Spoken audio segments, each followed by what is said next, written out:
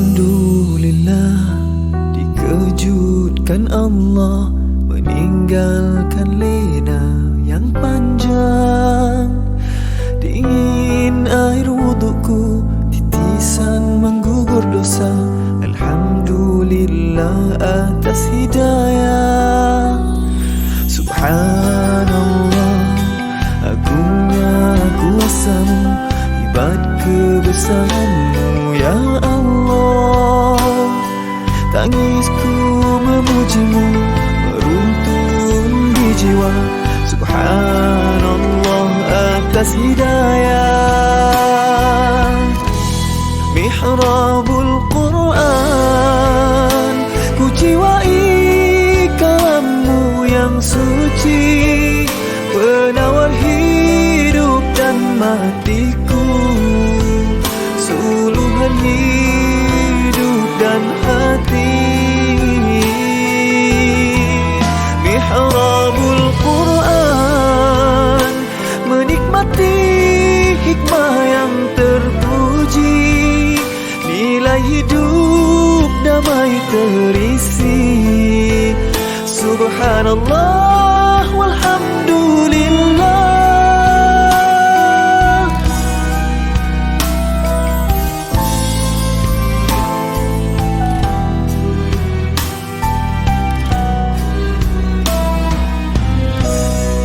Bismillahirrahmanirrahim. Assalamualaikum warahmatullahi. Dikejutkan Allah meninggalkan lena yang panjang. Dingin air wudukku, titisan menggugur dosa. Alhamdulillah atas hidayah. Subhanallah, agungnya kuasamu, hebat kebesaranmu ya Allah. Tangisku memujimu, meruntun di jiwa. Subhanallah atas hidayah. Subhanallah, alhamdulillah. Subhanallah, alhamdulillah. Subhanallah, alhamdulillah. Subhanallah, alhamdulillah. Mihrabul Quran, ku jiwai kalammu yang suci, penawar hidup dan matiku, suluhan hidup dan hati. Mihrabul Quran, menikmati hikmah yang terpuji, nilai hidup damai terisi. Subhanallah walhamdulillah. Hasbunallah wa ni'mal wakil, cukup denganmu untuk hidupku, siang dan malamku, suka dan dukaku, dengan kalammu aku bahagia ya Allah.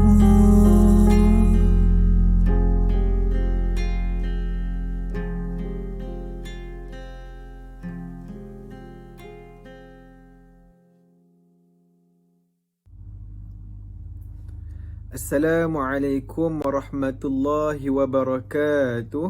Apa khabar sahabat-sahabat yang mihrab yang dikasihi Allah Subhanahu wa taala. Jadi insya-Allah pada pagi ini, tanpa kita melengahkan masa, kita teruskan bacaan Al-Quran, sambungan daripada surah An-Nahl, muka surat 281 ayat yang ke-119 insya-Allah. Bismillahirrahmanirrahim. Thumma inna rabbaka ربك للذين عملوا السوء بجهالة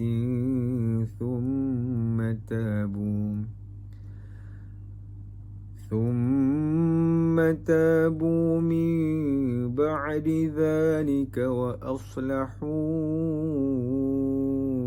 إن ربك من بعدها لغفور رحيم إن إبراهيم كان أمة قانتا لله حنيفا ولم يك من المشركين شاكرا لأنعمه اجتباه وهداه إلى صراط مستقيم وآتيناه في الدنيا حسنة وإنه في الآخرة لمن الصالحين ثم أوحينا إليك أن اتبع ملة إبراهيم حنيفا ثم أوحينا إليك أن اتبع ملة إبراهيم حنيفا وما كان من المشركين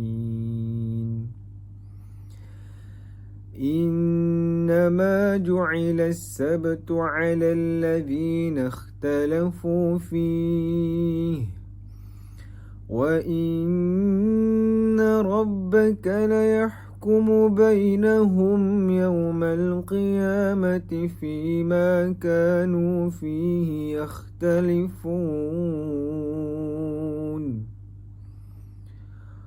ادع إلى سبيل ربك بالحكمة والموعظة الحسنة وجادلهم بالتي هي أحسن إن ربك هو أعلم بمن ضل عن سبيله وهو أعلم بالمهتدين وإن عاقبتم فعاقبوا بمثل ما عوقبتم به ولئن صبرتم لهو خير للصابرين واصبر وما صبرك إلا بالله ولا تحزن عليهم ولا تك في ضيق مما يمكرون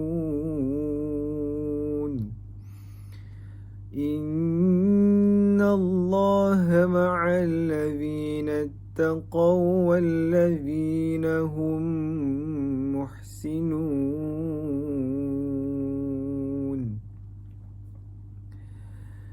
بسم الله الرحمن الرحيم سبحان الذي أسرى بعبده ليلا من المسجد الحرام إلى المسجد الأقصى الذي باركنا من المسجد الحرام إلى المسجد الأقصى الذي باركنا حوله لنريه من آياتنا إنه هو السميع البصير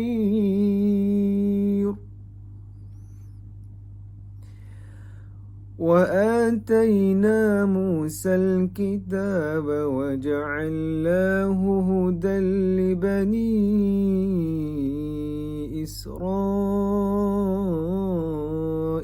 ألا تتخذوا من دوني وكيلا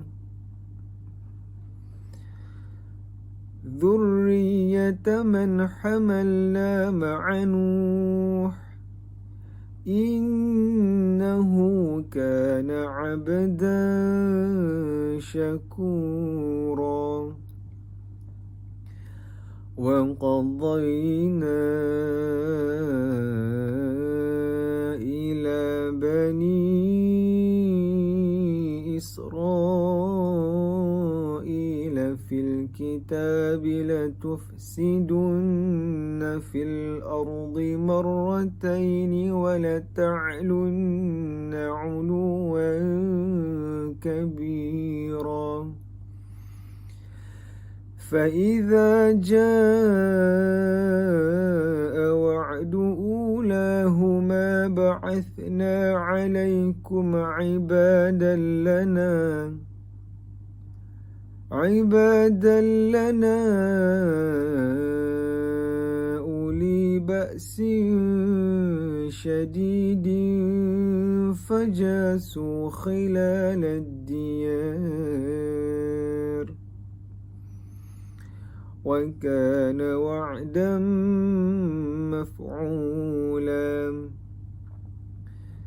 ثم رددنا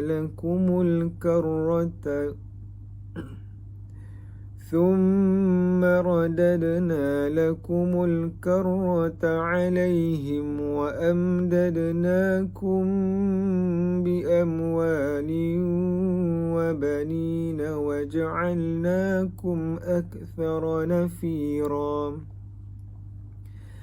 إن أحسنتم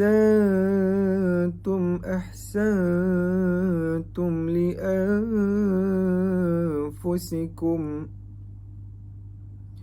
وإن أسأتم فلها فإذا جاء وعد الآخرة ليسوءوا وجوهكم وليدخلوا المسجد كما دخلوه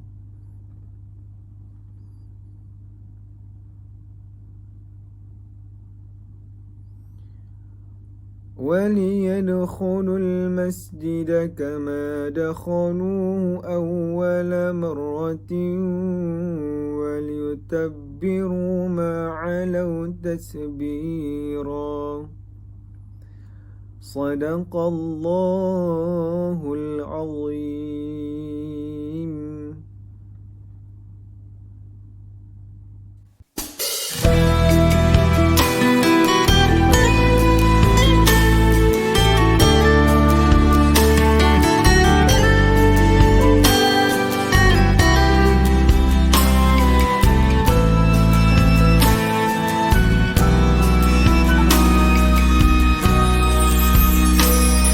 Alhamdulillah, dikejutkan Allah meninggalkan lena yang panjang. Dingin air wudukku, titisan menggugur dosa. Alhamdulillah atas hidayah. Subhanallah, agungnya kuasamu, hebat kebesaranmu ya Allah. Tangisku memujimu meruntun di jiwa. Subhanallah atas hidayah. Mihrabul Quran, ku jiwai kalammu yang suci, penawar hidup dan matiku, suluhan hidup dan hati. Mihrabul Quran, menikmati hikmah yang terpuji, nilai hidup terisi. Subhanallah walhamdulillah.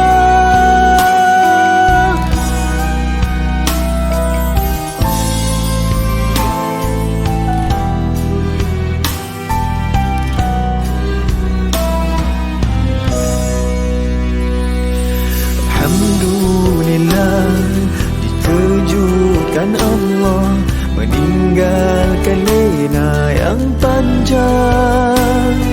Dingin air wudukku, titisan menggugur dosa. Alhamdulillah atas hidayah.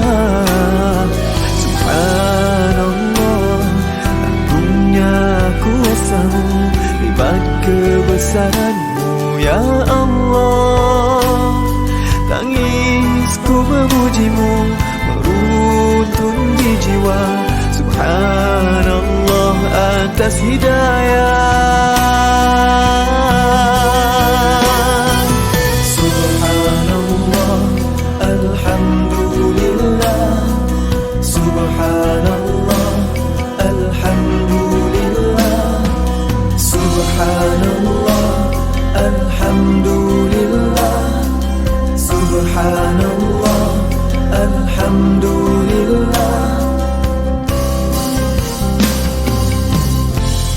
Mihrabul Quran, ku jiwai kalammu yang suci, penawar hidup dan matiku, suluhan hidup dan hati.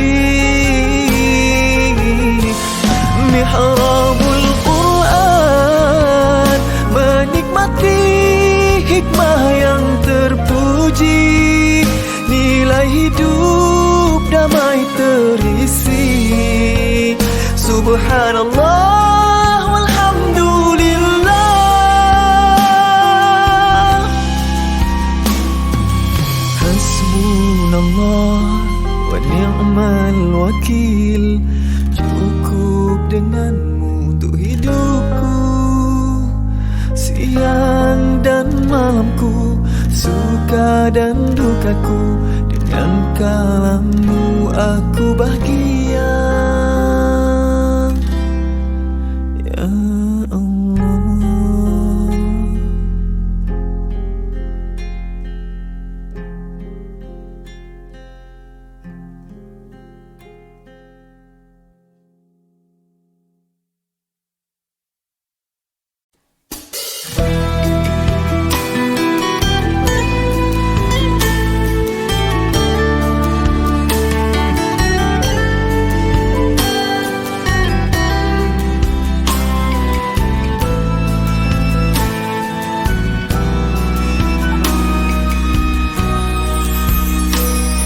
Alhamdulillah, dikejutkan Allah meninggalkan lena. Bismillahirrahmanirrahim. Assalamualaikum warahmatullahi wabarakatuh. Alhamdulillahi rabbil alamin. Wassalatu wassalamu ala rasulillahil amin wa ala alihi wa sahbihi ajma'in. Yang Ustaz hormati lagi kasihi seluruh peserta sahabat Mihrab Al-Quranul Karim, kajian Asma'ul Husna. Allah Azza wa Jalla yang bersifat Al-Khabir, yang maha mengetahui, As-Sattar, yang maha menutup keaiban manusia, Al-Ghaffar, yang maha mengampunkan dosa manusia, Ar-Rahman, Ar-Rahim, yang maha baik, yang maha penyayang, Al-Fattah, yang maha membuka pintu kebaikan, pintu rezeki kepada hamba-hambanya. Maka kita sentiasa bertenggek, merengek kepada Allah Azza wa Jalla melalui lantunan Asma'ul Husna agar Allah Azza wa Jalla menganugerahkan semua kebaikan itu kepada kita, insya-Allah. Tuan-tuan dan puan-puan, insya-Allah pada pagi ini kita menyambung sedikit lagi perbincangan tentang Allah Azza wa Jalla yang bersifat Al-Mudhil. Izinkan Ustaz untuk share screen dengan tuan-tuan dan puan-puan. Kita berada pada siri yang ke-60 kajian Asma'ul Husna dalam membentuk pribadi pribadi mukmin. Seperti biasa tuan-puan, Ustaz ingatkan sekali lagi untuk tuan-puan viralkan, share, like, start akan program ini untuk ia mendapat manfaat bersama kita. Kedua, Ustaz ulang sekali lagi, silalah panjang-panjangkan supaya semua di kalangan kita dapat mengikuti program Rakyat Malaysia Menghafaz Al-Quranul Karim secara online yang dikendalikan oleh Tahfiz Madinatul Huffaz. Dan yang ketiga apa dia? Yang ketiga ialah memohon rayuan sumbangan infak jariah untuk membeli tanah, dan tanah tersebut akan diwakafkan bagi pembangunan Ma'had Tahfiz Integrasi Sains Madinatul Huffaz fasa yang ketiga. Tuan-tuan dan puan-puan sekalian, mari kita merujuk kepada surah Al-Imran ayat 79. A'udzu billahi minasyaitonir rajim. Ma kana li basharin an yu'tiyahu Allahu al-kitaba wal hukma wan nubuwwah thumma yaqula lin-nasi kunu 'ibadan li min dunillah walakin kunu rabbaniyyin bima kuntum tu'allimuna al-kitab wa bima kuntum tadrusun. Tidak wajar bagi seseorang manusia yang Allah berikan kepadanya Alkitab, hikmah dan kenabian. Lalu dia berkata kepada manusia, hendaklah kamu menjadi penyembah-penyembahku, bukan penyembah Allah. Akan tetapi dia berkata, hendaklah kamu menjadi orang-orang Rabbani, kerana kamu selalu mengajarkan Alkitab dan disebabkan kamu tetap mempelajarinya. Ayat 79 surah Ali Imran ini kerap sekali Ustaz ulang, iaitu apa yang Allah Azza wa Jalla kehendaki daripada Asma'ul Husna agar kita kunu rabbaniyin bima kuntum tu'allimunal kitab wa bima kuntum tadrusun. Kita menjadi orang yang mengaplikasikan Asma'ul Husna Allah dalam kehidupan kita menurut garis dan batas kita sebagai seorang manusia. Ini terjemahan kunu rabbaniyin. Allah itu siapa dia? Al-Karim. Itulah kita belajar Asma'ul Husna. Maka kita juga aplikasikan Al-Karim dalam kehidupan kita. Al-Karim, Allah yang maha mulia. Jom kita juga Al-Karim menjadi seorang yang mulia. Macam mana kita jadi mulia? Kita kena istiqamah dengan Islam, menjadikan kita ni insan yang mulia. Itu adalah realitinya. Baik. Namun, bila kita belajar Asma'ul Husna secara keseluruhannya, kita akan bertemu dengan beberapa Asma'ul Husna yang kita rasakan, ya, untuk Allah memang sesuai. Allah itu bersifat Al-Mudhil. Allah menghinakan seseorang. Ya, sesuai bagi pihak Allah. Allah Ta'ala boleh lakukan apa jua sekalipun. Soalnya Ustaz, nah ini soalan dia. Apakah boleh kita menghina seseorang juga? Maka di sinilah ada beberapa kefahaman yang perlu kita fahami betul-betul supaya kita jelas dalam mempelajari kehendak Asma'ul Husna. Tuan-puan, Ustaz akan share skrin. Mana ya? Okey, realiti dalam memahami Asma'ul Husna dan sifat Allah. 5 share skrin ini telah pun Ustaz bentang pada siri yang ke-33 Asma'ul Husna. Tapi sengaja Ustaz bentang lagi pada pagi ini untuk nak repeat dan mengingatkan kita, kok adalah di kalangan tuan-puan yang baru mengikuti akan kuliah ini, bolehlah mengambil manfaat. Apa dia? Pertama.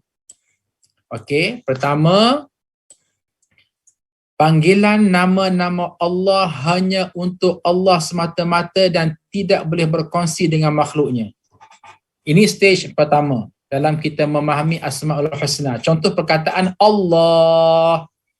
Contoh perkataan Malikul Mulk, raja bagi segala raja. Contoh Jalla Jalalah, Allah yang maha mulia dan maha agung. Yang ni tuan-puan tidak boleh sama sekali kita nak berkompromi dengan mana-mana makhluk. Itu sebab haram tidak boleh sama sekali kita letak nama kita Allah. Oh, ini anak saya ni baru lahir, anak sulung. Boleh tak saya nak letak nama Allah?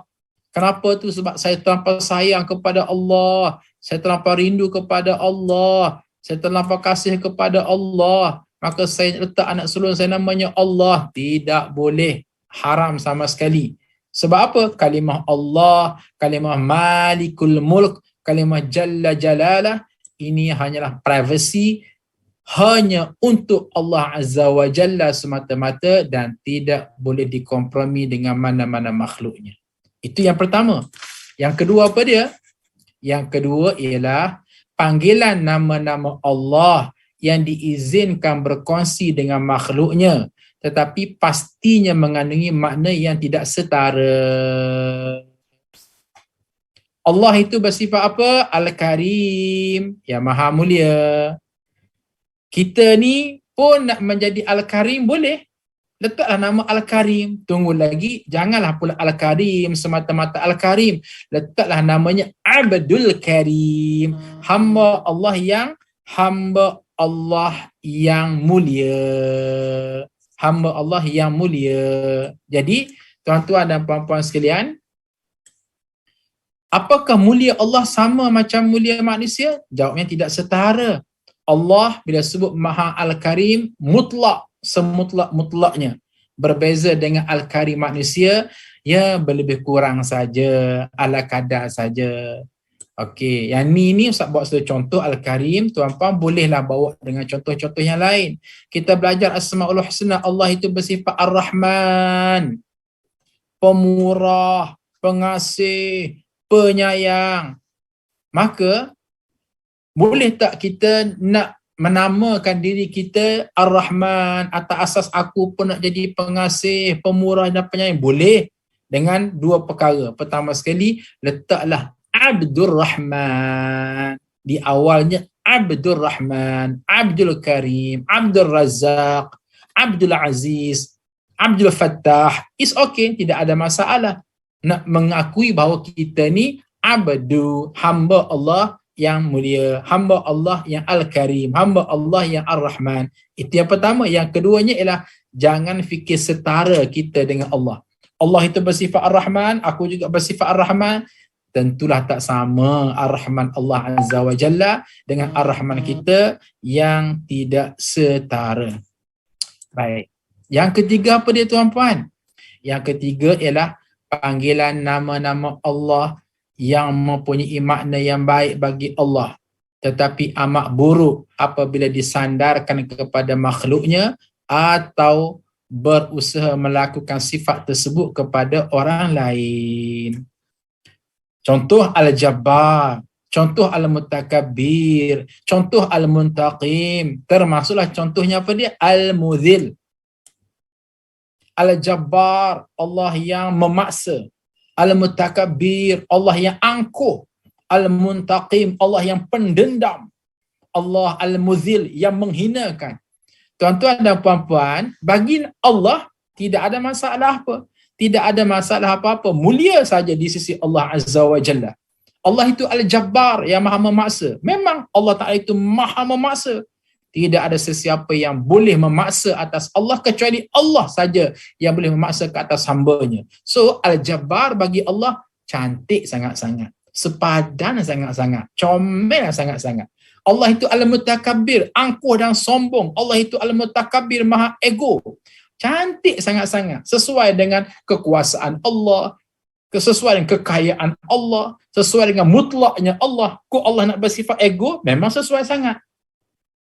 Jadi, termasuklah Al-Mudhil, Allah itu maha boleh menghinakan orang, meremehkan orang, merendahkan Allah. Yes, Allah Azza wa Jalla boleh melakukan apa jua sekalipun sebab Allah Azza wa Jalla maha segala maha. Jadi, dalam teks dan konteks Allah, ia sangat sesuai, akan tetapi dalam konteks manusia, tetapi amat buruk apabila disandarkan kepada makhluknya atau berusaha melakukan sifat tersebut kepada orang lain. Adapun kita kita nak al-jabbar, nak paksa orang bukan-bukan. Al-mutakabbir, kita nak menjadi orang yang angkuh, bongkak dan sombong, tak sesuai. Al-mudhil, kita pun konon-kononnya belajar sifat Allah yang menghinakan, tiba-tiba kita pun nak menghinakan orang lain, konon-konon kita ni belajar Asmaul Husna, ini namanya ajaran sesat. Ini namanya belajar Asmaul Husna tak habis. Ini namanya belajar Asmaul Husna tanpa ada guru yang betul yang memberikan panduan. Maka di sini fahamlah kita apa dia dalam layer yang ketiga ini, ya, adanya nama-nama Asmaul Husna sangat cantik, sangat anggun, sangat sesuai, sangat molek, sangat comel, sangat sepadan dengan Allah Azza wa Jalla, akan tetapi ia tidak sesuai untuk diadaptasi dalam konteks manusia dalam suasana kehidupannya, kecuali pada angle-angle yang tertentu sahaja. Al-Jabbar, Allah yang maha memaksa. Kita juga boleh untuk memaksa dalam teks dan konteks yang sesuai dengan kita. Apa dia? Wahai Allah, paksalah aku jadi baik. Rasa malasnya nak qiyamul lail tahajud ni pada pagi ni. Al-Jabbar, aku paksa diri aku bangun qiyamul lail tahajud. It's okay, tak ada masalah apa-apa. Rasa nak sedekah ni tapi kedekut lah. Al-Jabbar, wahai Allah, aku nak paksa diri aku ni supaya aku ni pemurah. It's okay, tidak ada masalah apa. Al-Mudhil, Allah yang maha menghinakan. Maka pada masa itu, apa yang berlaku? Kita juga dikehendaki menghinakan siapa yang dihina oleh Allah Azza wa Jalla. Kalau semalam saya sebut apa dia?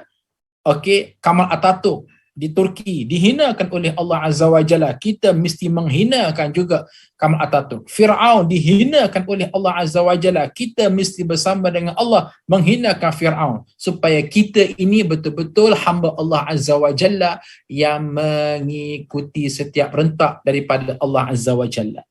Nah, itu dia. Al-mutakabbir, yang angkuh dan sombong. Baik, macam mana kalau kita nak beramal dengan angkuh dan sombong? Dalam teks dan konteks kita ialah bila bertemu dengan orang-orang kafir, kita mesti rasa azillatin 'alal mu'minin a'izzatin 'alal kafirin. Allah Azza wa Jalla menyebut ya dalam surah Al-Mujadalah, azillatin 'alal mu'minin, sesama orang muslim dia kena tunjuk lemah lembut, a'izzatin 'alal kafirin. Bila bersemuka dengan orang kafir, kena ada gah, kena ada syaukah, kena ada credibility, kena ada sifat sombong yang tersendiri. Jangan orang kata beri muka sangat pada orang kafir. Jangan melukuk di tepi gantan dengan orang-orang kafir. Kita kena bangga, kita kena angkuh, kita kena sombong.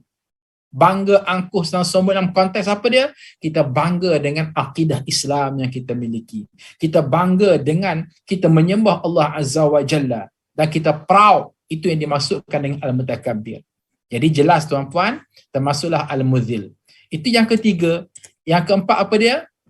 Sifat atau nama-nama buruk hanya terdapat pada manusia dan sama sekali tidak terdapat pada Allah. Contoh zalim dan taghut. Tuan-tuan dan puan-puan, perkataan zalim, perkataan taghut, ini kita biasa dengar kan? Ada ataupun tidak pada manusia sifat ini. Zalimlah pemimpin itu, zalimlah raja itu, zalimlah ketua itu, kita biasa dengar dan memang berlaku. Taghut pun sama. Apa makna taghut tuan-puan? Taghut maknanya melampaui batas. Allah kata halal, dia kata haram, itu taghut tu. Allah kata jangan buat, dia buat, itu taghut tu. Allah kata riba itu haram, ribalah yang dia berurusan, taghut tu. Allah kata rasuah tu tak elok, rasuahlah yang dia berurusan, itu taghut tu. Allah kata wahai suami jangan buat zalim pada isteri, tiba-tiba dia zalim pada isteri, itu taghut tu. Wahai sang isteri kamu kena taat pada suami, tiba-tiba engkar kepada perintah suami, maka taghut tu. Jadi taghut dan zalim ini ada ke tidak pada manusia? Sifat ini ada, tetapi tidak ada sama sekali pada Allah. Tak boleh kita nak kata Allah itu maha zalim. Astaghfirullahalazim, na'udzubillahi min zalik. Haram sama sekali kita nak kata Allah itu maha tahu. Astaghfirullahalazim, na'udzubillahi min zalik. Tidak boleh. Biarpun Allah Azza wa Jalla itu maha berkuasa, Maha berkuasa dengan arti kata lain, kalau Allah nak berlaku zalim, siapa boleh halang Allah? Allah nak berlaku tagut, siapa boleh halang Allah? Tidak ada sesiapa pun. Tapi Allah Azza wa Jalla, inni haramtu zulma ala nafsi fala tazalamu. Aku mengharamkan zalim pada diriku, aku juga menghalangkan tagut pada diriku. Jadi dalam kita memahami sifat-sifat ini, bukan semua sifat-sifat mentah-mentah Allah ni bersifat dengan segala sifat, maka sifat-sifat yang tak baik pun masuk sekali, tidak. Sifat yang tidak baik, yang jelek, yang menjengkelkan hanya ada pada manusia, tidak ada sama sekali pada Allah Azza wa Jalla. Maka akidah kita memberitahu apa dia? Allahu muttasifun bisifatil kamalas. Allah itu bersifat dengan segala sifat kesempurnaan yang baik-baik, yang comel-comel sahaja. Jadi tuan-puan, itulah dia 4 tahap, 4 level, 4 kefahaman yang kita kena faham dalam kita bermuamalah, dalam kita memahami akan sifat-sifat Allah Azza wa Jalla. Maka, kembali kepada Al-Muzil, Allah yang maha menghina. Maka boleh tak kita nak menghina orang? Tidak boleh. Adapun untuk kita menghinakan orang yang dihinakan oleh Allah Azza wa Jalla, contoh saya kata menghinakan Fir'aun, itu boleh. Itulah kata perbahasan-perbahasan yang kita kena faham. Maka daripada kefahaman itulah lahir perbincangan ini. Apa dia? Contoh. Okey, contoh macam mana kita tidak boleh nak menghina orang. Okey. Sekarang ada perkataan body shaming. Body shaming ini, hadirin sekalian, atau perbuatan menghina rupa fizikal seseorang di mana-mana perkhidmatan aplikasi boleh didakwa di bawah seksyen sekian. Maknanya apa dia? Dari segi sudut pandang civil society pun kata tak elok sampai ke peringkat diaktakan, apatah lagi agama Islam, agama yang sangat cakna dan prihatin soal akhlak, soal kemuliaan akhlak, soal kemanusiaan, maka lagilah tak boleh kita nak menghinakan orang. Kan aku belajar Allah itu Al-Muzil, yang menghinakan, maka aku ni kunu rabbani, nak mengaplikasikan sifat Allah. Siapa yang kata macam tu conform, dia tidak faham atas apa yang Ustaz syarah tadi, ataupun memang dia langsung tak belajar. Akhir sekali dia redah je, buat pandai-pandai dia belajar Asmaul Husna tanpa kata panduan dan juga metodologi yang betul. Maka sebahagian sahabat pernah mentertawakan Sayyidina Abdullah bin Mas'ud kerana beliau memiliki betis yang sangat kurus. Rasulullah SAW menegur perbuatan tersebut dan berkata, "Wallazi nafsi biyadihi lahuma athqalu fil mizan min Uhud." Demi Allah yang jiwaku berada di tangannya, kedua betis beliau, iaitulah betis Abdullah bin Mas'ud yang kamu ejekkan itu, lebih berat timbangannya dari bukit Uhud.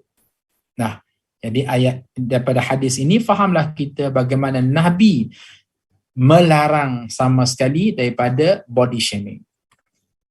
Contoh yang kedua apa dia?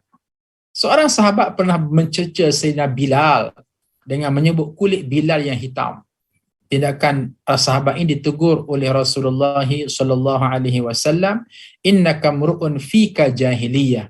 Sesungguhnya engkau memiliki sifat jahiliyah kerana mengejek sahabatmu.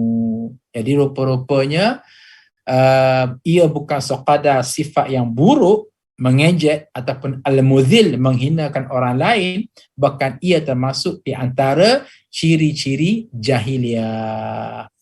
Jadi tuan-tuan dan puan-puan, itulah kiranya yang Ustaz nak berikan kefahaman dan penjelasan pada pagi ini tentang sifat al-muzil, macam mana kita nak olah al-muzil itu. Ada masa tempat kita boleh guna dan ada masa al-muzil itu yang kita tidak boleh guna dan pasangkan dalam kehidupan kita. Maka penting sama sekali.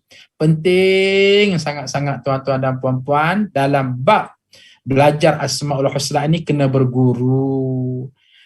Dan pastikan guru itu guru yang ada kaliber, guru yang sememangnya knowledgeable, yang ada pengetahuan tentang apa yang dihuraikannya. Kalau kita tak belajar, maka itu salah. Hatta kalau kita belajar dengan guru yang salah pun, maka dia juga akan salah. Contohnya, maaf ya saya sebut, belajar agama tapi dengan orang motivasi yang tidak ada background agama yang kukuh. Ini juga akan jadi tersedikit orang kata lari elemen dia. Itu dia. Sedikit akan lari elemen dia. Dengan kata lain, okey, kalau awak seorang motivator dan awak tidak ada basic knowledge tentang agama yang kuat, maka reserve lah. Jangan over sangat dalam membuat explanation, membuat huraian tentang agama. Bimbang kalau agama dengan manhaj kata A, kamu dengan kefahaman kamu dengan metodologi motivasi kata B, kamu ikut aliran B, menghuraikan isu agama ikut kefahaman sendiri. Contohnya beginilah. Bila tanya, kenapa kamu dihina oleh orang? Oh, sebab kamu juga menghina orang. Maka untuk memastikan supaya kamu tidak hina, jangan hina orang. Masya Allah, mudahnya bicara motivasi. Tidak begitu tuan-puan. Tak semestinya. Kalau betul bagai dikata, Rasulullah SAW bagaimana dihina habis-habisan ketika berada di Taif. Dihina, dihalau, dipukul, darah mengalir sampai ke tumit, pecah pipi Nabi, pecah dahi Nabi. Apakah Nabi datang pergi menghina kaum Banu Saqif? Tidak. Justru kita tidak boleh menggunakan hukum karma dalam dunia motivasi diaplikasikan kepada agama. Kena reserve, kena belajar lebih mendalam. Kadang-kadang berlakunya penghinaan oleh seseorang kepada seseorang. Untuk apa dia? Boleh jadi untuk ampun dosa, boleh jadi untuk tambah pahala, boleh jadi untuk mengangkat makam di sisi Allah Azza wa Jalla, boleh jadi nak menjadikan sesuatu istiqamah, boleh jadi untuk mewujudkan suasana muhasabah diri. Nah, banyak lagi angle-angle lain yang luas untuk kita fahami. Jadi tuan-tuan dan puan-puan, bagi mengakhiri kuliah kita pada pagi ini, Ustaz nak berkongsi satu doa. Doa apa dia? Doa ketika barang hilang. Itu dia. Doa ketika barang hilang. Tak kisahlah hilang duit ke, hilang handphone, hilang kamera, hilang cermin mata. Kan biasa berlaku tu. Maka di antara doanya apa dia? Bismillahirrahmanirrahim. Ya jami'an nas liyaumil la raiba fih ijma' alayya dhallati. Wahai Tuhan yang menghimpunkan manusia di hari yang tidak ada ragu-ragu lagi padanya, himpunkanlah aku dengan barangku yang hilang itu. Ustaz tak faham dah Ustaz bahasa Arab, saya ni nak menghafaz bahasa Arab pun payah faham, maka boleh tak saya nak baca dalam bahasa Malaysia aja? Boleh. Apakah mesti menggunakan wording ayat ini 100%? Tak semestinya. Yang paling penting kita tahu konten dia. Dan kita tambahkan dengan apa yang kita belajar pada pada Asmaul Husna. Maknanya kita doa, ya Allah yang Maha Berkuasa, wahai Allah yang Jami', yang Maha menghimpunkan, wahai Allah aku kehilangan barang aku, maka kumpulkanlah barang aku ini supaya kembali semula kepadaku. Amin ya rabbal alamin. Jadi itu adalah di antara doa yang dituntut supaya kita melaksanakannya. Tuan-tuan dan puan-puan sekalian, insya-Allah pada siri akan datang kita akan belajar Asmaul Husna Allah yang bersifat As-Sami'. As-Sami' ini ialah Asmaul Husna yang ke-26. Masya Allah, rupanya diam tak diam kita telah belajar 25 Asmaul Husna, suku daripada 100. Bahkan insya-Allah biiznillah, Ustaz berjanji dengan izin Allah, tamat Asmaul Husna 99, Ustaz akan membuat beberapa lagi penambahan Asmaul Husna yang lain berdasarkan kepada pandangan-pandangan ulama. Maknanya ulama memberitahu bahawa Asmaul Husna ni tidak 99, campur lagi dengan 7, campur lagi dengan 12, campur lagi dengan 9. Maknanya akan pergi kepada ratusan Asmaul Husna yang semua sekali related sangat berkait dengan kesempurnaan Allah Azza wa Jalla. Jadi itulah kira-kiranya yang dapat Ustaz sampaikan pada pagi ini. Terima kasih atas kerjasama dan kesudian tuan-puan mengikuti kelas secara online Asmaul Husna, juga atas kesudian tuan-puan mengikuti seminar kajian Al-Quran yang dibuat pada setiap hari Rabu malam Khamis jam 9 malam. Mudah-mudahan ia memberi manfaat kepada kita semua, dan terima kasih juga atas sokongan dan dukungan tuan-puan ke Ma'had Tahfiz Integrasi Sains Madinatul Huffaz. Sekian, terima kasih. Assalamualaikum warahmatullahi wabarakatuh.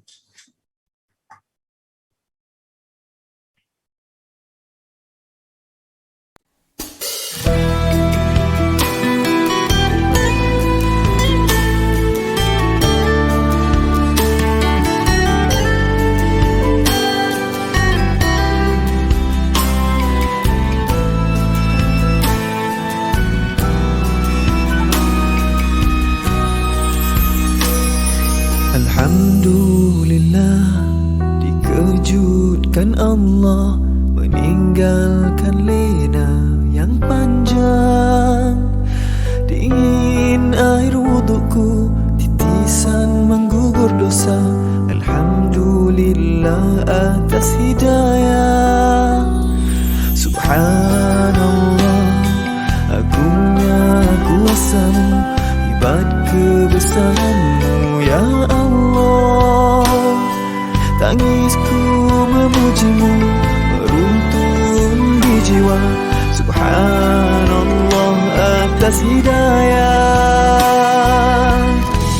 Mihrabul Quran, ku jiwai kalam-Mu yang suci, penawar hidup dan matiku, suluhan hidup dan hati. Mihrabul Quran, menikmati hikmah yang terpuji, nilai hidup damai terisi. Subhanallah walhamdulillah.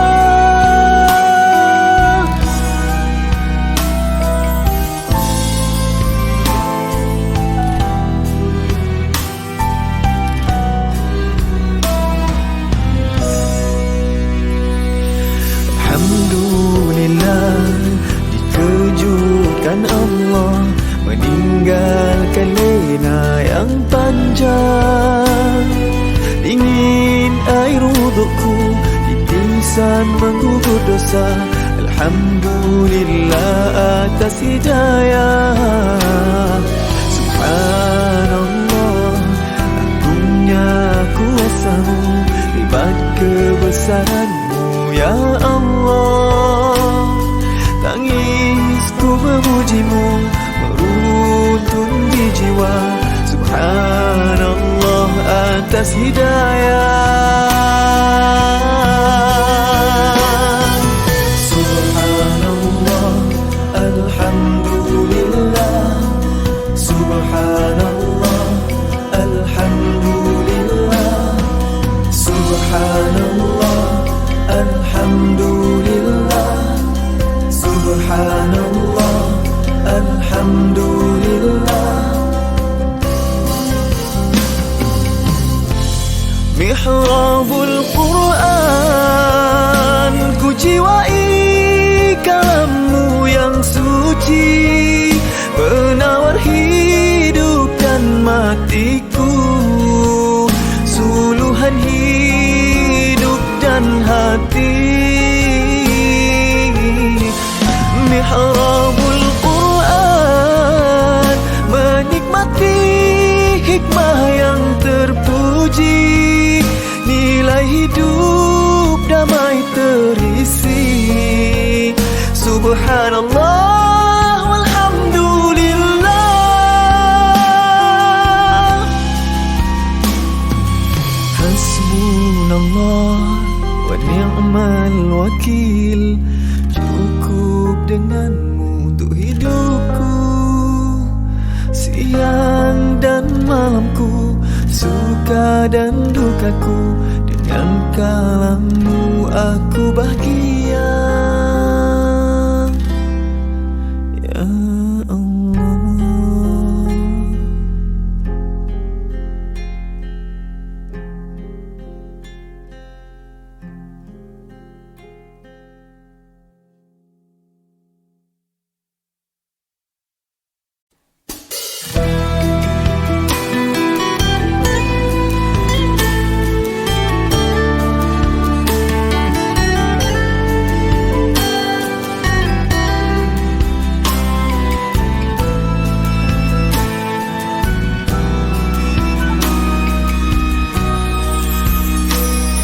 Alhamdulillah, dikejutkan Allah meninggalkan lena yang panjang.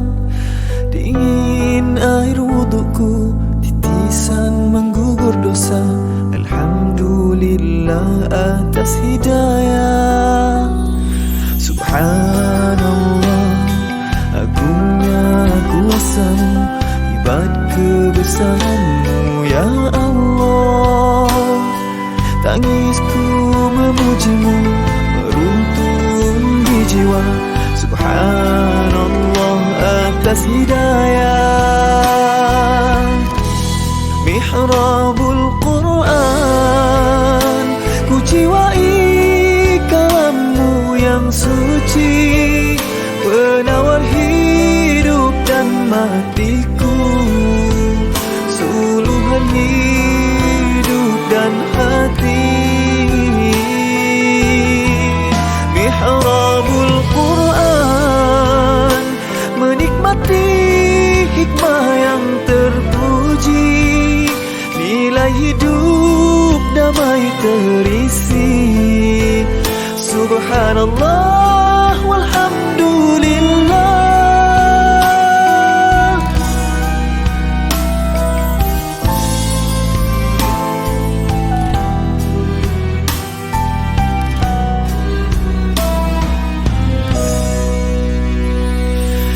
Alhamdulillah, dikejutkan Allah meninggalkan lena yang panjang. Dingin air wudukku, titisan menggugur dosa. Alhamdulillah atas hidayah. Subhanallah, agungnya kuasamu, hebat kebesaranmu ya Allah. Tangisku memujimu, meruntun di jiwa. Subhanallah atas hidayah. Subhanallah, alhamdulillah. Subhanallah, alhamdulillah. Subhanallah, alhamdulillah. Subhanallah, alhamdulillah. Mihrabul Quran, ku jiwai kalammu yang suci, penawar hidup dan matiku, suluhan hidup dan hati. Mihrabul Quran, menikmati hikmah yang terpuji, nilai hidup damai terisi. Subhanallah walhamdulillah.